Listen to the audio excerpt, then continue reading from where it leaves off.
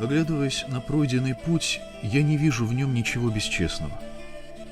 Я не был подхалимом, не гнался за карьерой, за жизненными благами. Будучи русским интеллигентом, я старался осмыслить происходящие в стране процессы и найти свое скромное место. Я никогда не был чиновником. Я был художником.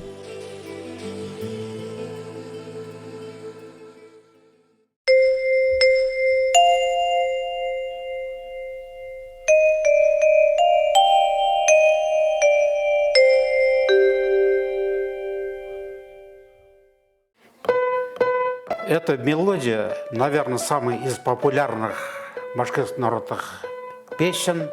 Песня про Салавата Юлаева. Эта мелодия использована в позывных радио в опере Салавата Юлаева композитором Загир Исмагиловым. Она написана Салтыковым в 20-е годы в фольклорных экспедициях. Эти ноты сохранены в сборнике Салтыкова. Вот сборник номер 2 «Башкирская народная мелодия». Вот здесь про Салавата 3 песни есть. Ну, вот эта песня, которую вот вы слушали, это известная песня. Вот мы знаем благодаря Салтыкова. Это уникальные записи, это богатство ждет своего исследования. По национальности я русский. Но лучшее, что мне довелось сделать в жизни, связано с Башкирией. С самобытной культурой, которую из столетия в столетие создавал башкирский народ. Я полюбил этот щедрый край с девственной природой и необычайно одаренными людьми. Эпические сказания Кубаиры, повествующие о героическом прошлом народа-кочевника, обряды, сопровождающие его от колыбели до могилы, безбрежный океан песен и завораживающие мелодии курая.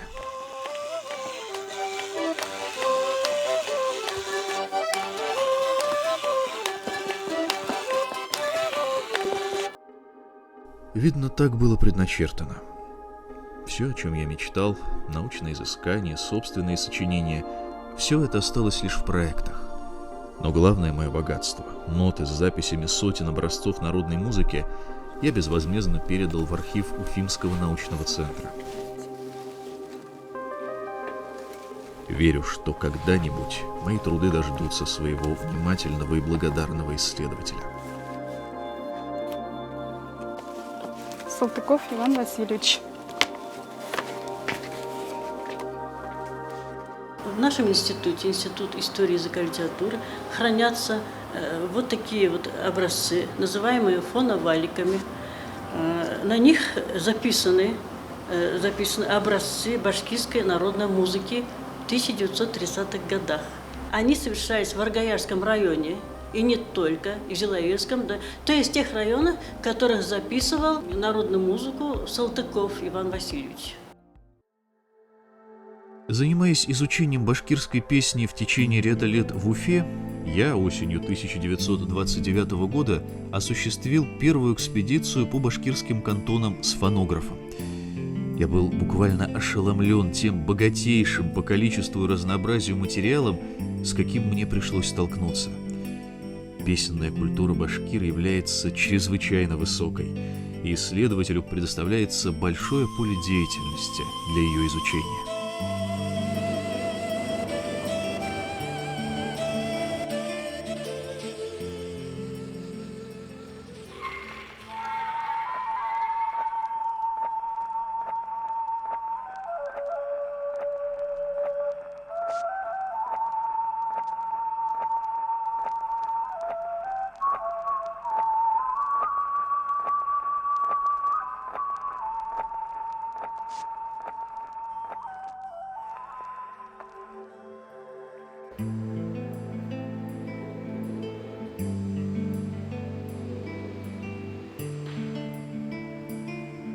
Мне хотелось познакомиться с песней как в ее поперечном, так и в продольном разрезе.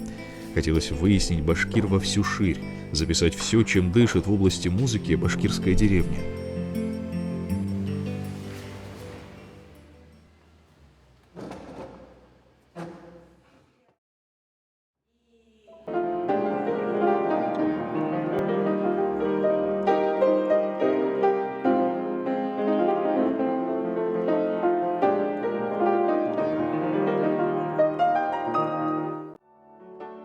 этих записях зафиксированы исполнительские особенности и певцов, и инструменталистов, кураистов.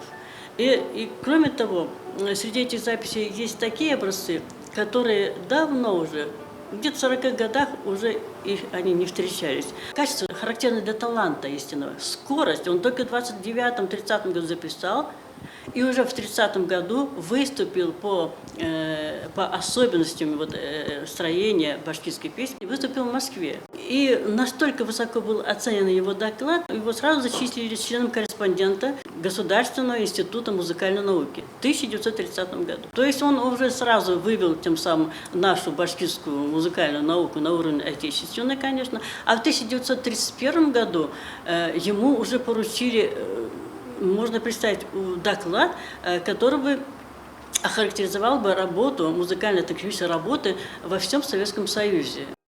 Прошу несколько минут вашего внимания. Объясню, зачем я к вам приехал и что за странный предмет я привез. Вы видите новейшее достижение техники. Оно называется фонограф. Фонограф в переводе означает «пишущий звук». Как он работает? Давайте посмотрим. Устройство Я соприкоснулся с сокровищницей, разбросанной по деревням, до сего времени не только не изученной, но даже не записанной, тогда как она представляет ценность не только научно-этнографическую, но и высокохудожественную. Многие мелодии поражают своей величавостью, какой-то отрешенностью от жизни, тонким вкусом и поэтичностью.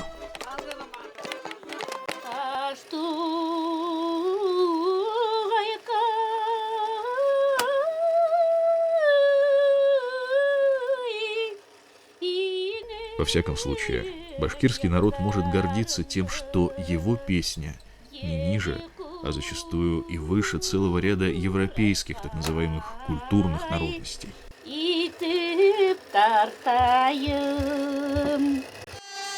Год 1937 разделил мою жизнь на две половины – до и после. Впрочем, не только мою. Сталинские тюрьмы были переполнены такими же, как и я, ни в чем не повинными людьми, объявленными врагами народа. Среди них были мои друзья, композиторы Газис Аль-Мухаметов, Султан Габиши, Камиль Рахимов, драматург Мухаммедша Бурангулов, театральные деятели Валиулла Муртазин-Иманский, Макарим Магадеев, поэт Абдулла Амантай. Этот список можно продолжать долго. Лучшие из лучших были расстреляны в 1938-м, сосланы в лагеря, спецпоселения.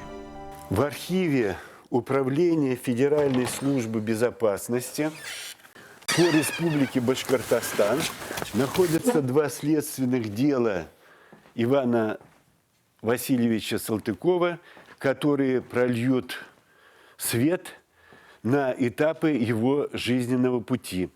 Ознакомимся с этими документами. Ранее они были совершенно неизвестны и, естественно, будут представлять большой интерес для общественности. Таких документов здесь два. Дело номер 3490 от 1937 года. Всем известно, что в 1937 году Салтыков был репрессирован. Но здесь еще есть дело 1951 года. Это дело 134. Вторично он был репрессирован уже не в Уфе, а в Зарайске, Московской области.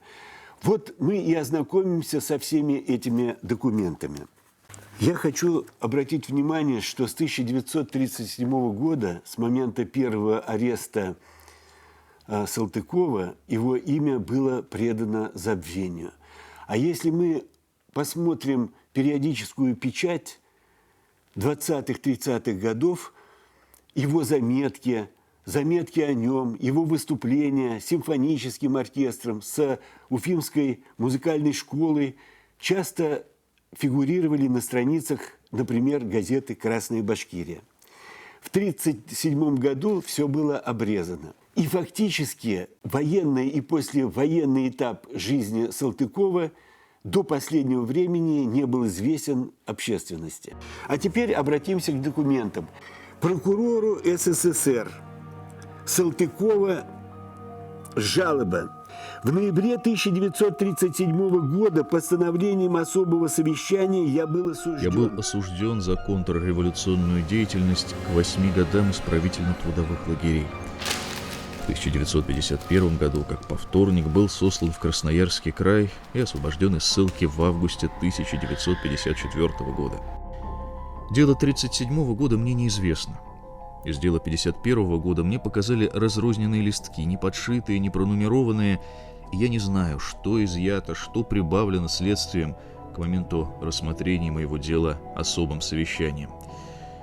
Таким образом, я 2 раза был осужден заочно, и только на основании материалов обвинения, так как показания обвиняемого в деле можно считать отсутствующими.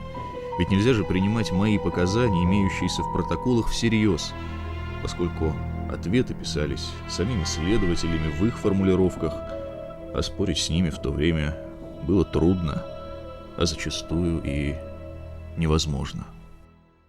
Кстати, вот это обращение к прокурору и явилось основанием для его реабилитации. У него не было детей, жена умерла еще до того, как его арестовали в 1937 году, и поэтому фактически-то никто не мог ходатайствовать о реабилитации Салтыкова. Он сам ходатайствовал.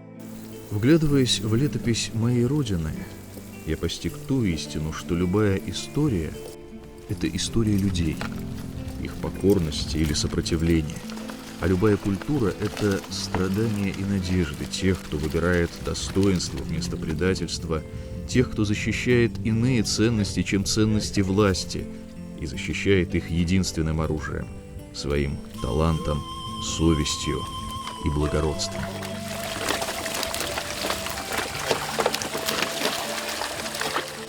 Я родился в 1893 году в селе Беково, Бековской волости Саратовской губернии, в семье крестьянина-середняка. В 1916 году окончил Саратовскую консерваторию. Одним из моих учителей был башкир Мансур Султанов. Именно он первым познакомил меня с песнями своего народа. По окончании консерватории я служил в царской армии в чине младшего офицера роты. В 1917 году переехал в Уфу. В 1919 во время захвата города Колчаком был арестован и сидел в тюрьме. С установлением советской власти в городе призван в Красную армию, где заведовал музыкальной секцией культпросветотдела Уфимского губернского военкомата. Эти снимки словно все еще хранят неповторимый аромат начала века.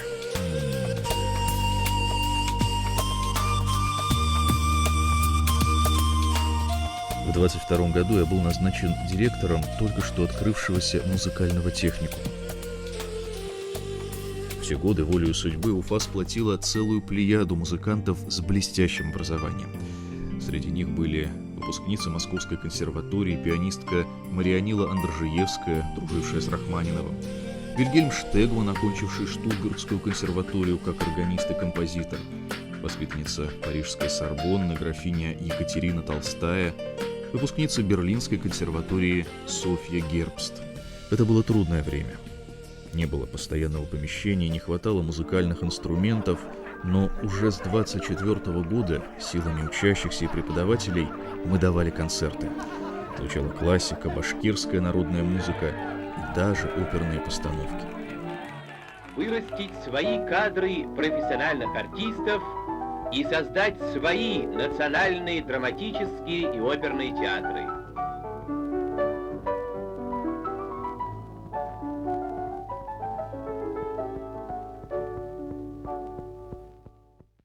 В 1928 году при участии всех 3 отделений техникума – театрального, музыкального и изобразительного – мы поставили пьесу Бурангулова «Башкирская свадьба», для которой я обработал 20 народных мелодий. Спустя годы башкирскую свадьбу назовут первой ласточкой Национального музыкального театра. Почему был арестован Салтыков? Он пишет, что разделял некоторое время взгляды левых эсеров, но по формальным соображениям не имел даже членского билета. Вот это очень важно, потому что как эсеры-то его арестовали. Я напомню вам Лето 1918 года, Большой театр, мятеж левых эсеров, когда Дзержинский был ими арестован и так далее, это все довольно хорошо известно. Очень многие от левых эсеров отвернулись. Отвернулся фактически и Салтыков. Органы АГПУ решили, что раз он был связан с эсерами, значит, у них можно получить информацию о каких-то этих эсерах. Обратимся к тексту Салтыкова. Предательская тактика в отношении крестьянства и рабочего класса... Предательская тактика в отношении крестьянства и рабочего класса заставили меня отойти от этой партии. Когда партия революционных коммунистов влилась в ВКПБ, я в члены партии не вошел. Мне казалось карьеризмом входить в партию, стоявшую у власти. Все это было, но позже. А пока начиналось третье десятилетие 20 века. Время перемен, наполненное до краев открытиями, дерзновенными мечтами и творчеством. Мы были молоды, строили планы на будущее, где жизнь будет гармонична, а люди счастливы. Башкирский танец «Гуль-Назира». Его исполняет ансамбль художественной самодеятельности клуба «Ударник». В то время напряженное правительство ставило задачу совершенно невозможную строить музыкальное искусство в Башкирске при полном отсутствии национальных кадров. И вот в такое время Иван Васильевич делал все, что можно было, и к чему он был подготовлен. Мышление настолько у него было широкое, и настолько чувствуется профессиональная, серьезная подготовленность его, то, что он мог в любой области показать себя наивысшим образом. С 27 года я возглавил искусствоведческую секцию Общества по изучению Башкирии при Академцентре Башнаркомпроса. Согласно плану секции мы объездили Аргаяшский, Уфимский, Стерлитамакский, Зилаирский, Тамьян-Катайский, Мисигутовский кантоны Башкирии, Илан-Катайский район Уральской области, результатом чего стала запись более 1000 башкирских, 500 татарских, казахских и киргизских и 200 чувашских песен, расшифровка и подготовка их к печати.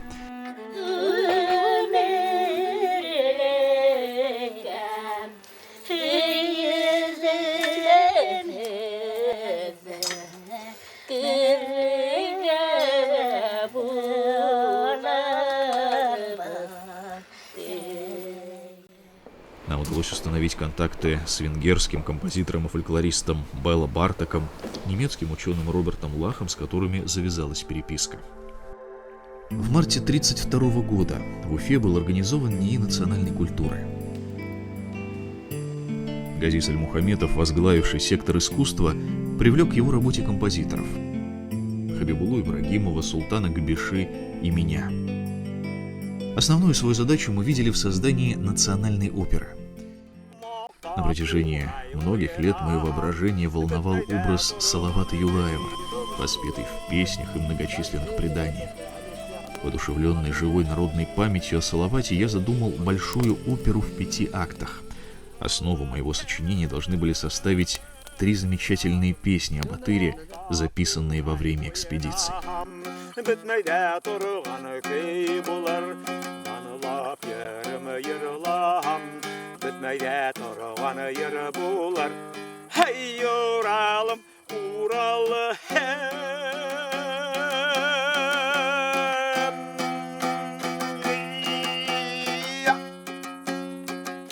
Спустя многие годы в Москве мне довелось наблюдать картину подлинного триумфа башкирского искусства.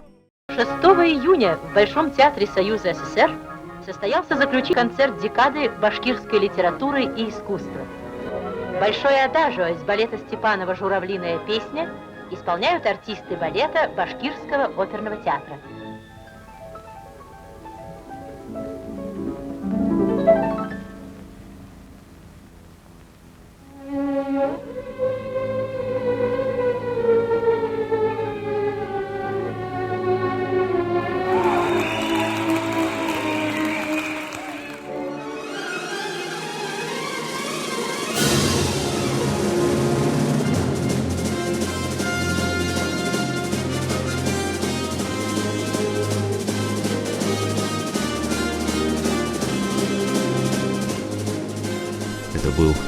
о котором мы так мечтали в начале пути. Рожденная в глубинке башкирская музыка теперь звучала в столичных залах в исполнении мастеров. Слушая любимые мелодии, я испытывал радость и боль. Радость от сознания того, что выросло молодое и талантливое поколение, способное творить настоящее искусство. Боль от того, что для многих из нас, первопроходцев, дорога к этому празднику оказалась непреодолимо трудной. Декада эта состоялась 27 мая, 5 июня 1955 года. Значит, проходила она несколько дней и завершилась заключительным концертом в помещении Большого театра Союза СССР. Значит, там были не только профессионалы, там были и деятели самодеятельного искусства. Там были ученики Салтыкова. И вот он пишет, что одни боятся ко мне подойти, другие подходят с благодарностью и так далее. И он говорит: так чем же кончилась моя жизнь? Я столько потерял времени, как бы я мог еще научить кого-то? Не жизни жаль с томительным дыханием, что жизнь и смерть, а жаль того огня, что просиял над целым мирозданием и в ночь идет, и плачет, уходя. В январе 1957 года оба следственных дела Салтыкова были перепроверены. К чему же пришла соответствующая комиссия? Я буквально коротко зачитаю основные моменты. Первый момент.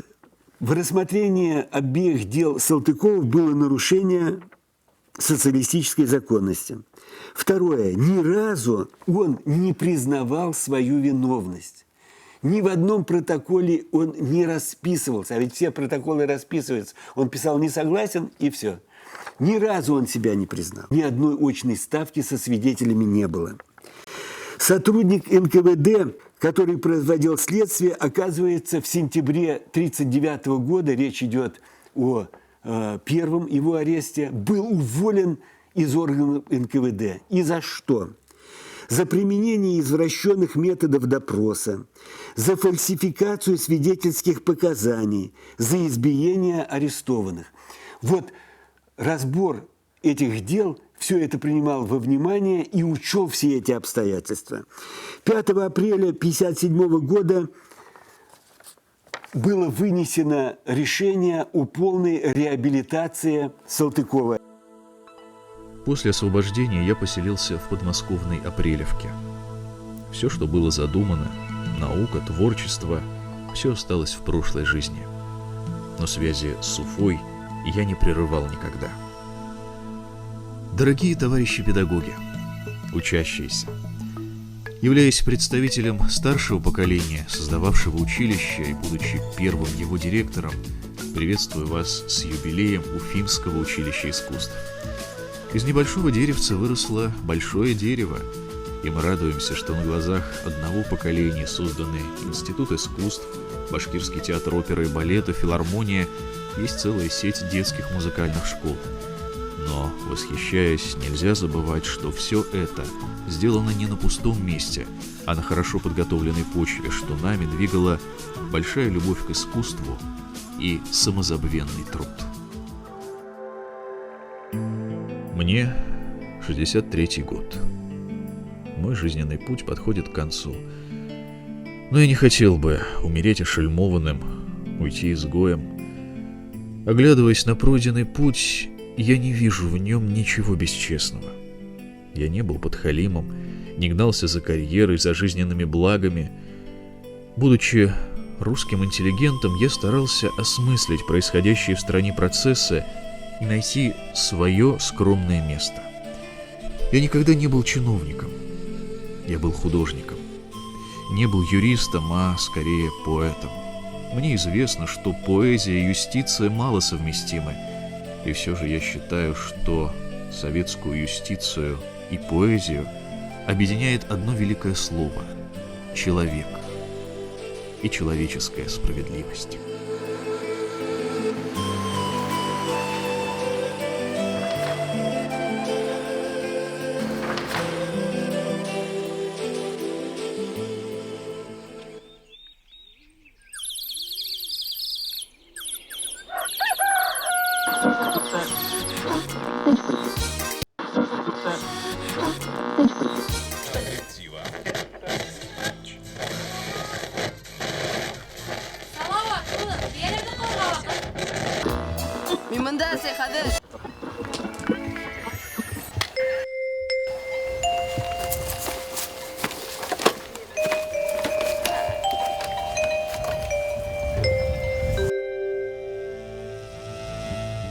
Башкортостандың баш калаһы Үфү һөйләй. Говорит Уфа, столица Республики Башкортостан. В эфире мелодии родного края.